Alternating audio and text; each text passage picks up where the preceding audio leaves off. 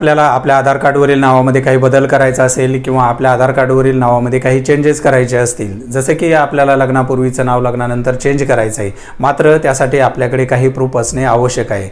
जसे की संबंधित व्यक्तीचा नावाचा उल्लेख असलेले पॅन कार्ड असेल किंवा वोटर आय डी कार्ड असेल किंवा इतर कोणताही गव्हर्नमेंट आय डी प्रूफ जर असेल तर आपण तो दाखवून आपल्या आधार कार्डवरील नावामध्ये बदल करून घेऊ शकतो. मात्र यापैकी कोणताही आपल्याकडे प्रूफ नसेल तर आपण मॅरेज सर्टिफिकेटही वापरू शकतो.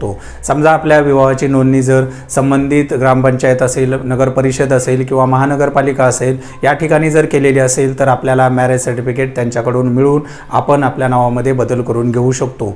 शेवटचा पर्याय जो आहे तो आपल्याला राजपत्र वापरून आपण आपल्या नावामध्ये बदल करून घेऊ शकतो. मात्र महाराष्ट्र शासन राजपत्र भाग 2 जे आहे हे थोडेसे खर्चिक जाऊ शकते. म्हणजे जसं की गव्हर्नमेंट फी आहे, तसेच आपल्याला ॲफिडेविट बनवण्यासाठीही खर्च येऊ शकतो. मात्र जर आपल्याकडे कोणताच आयडेंटिटी प्रूफ नसेल तर शेवटचा पर्याय म्हणून आपण महाराष्ट्र शासन राजपत्र भाग 2 गॅझेट जे आहे ते बनवून आपल्या नावामध्ये आपण बदल करून घेऊ शकतो. जर माहिती आवडली असेल तर आपण इतरांना शेअर करायला विसरू नका.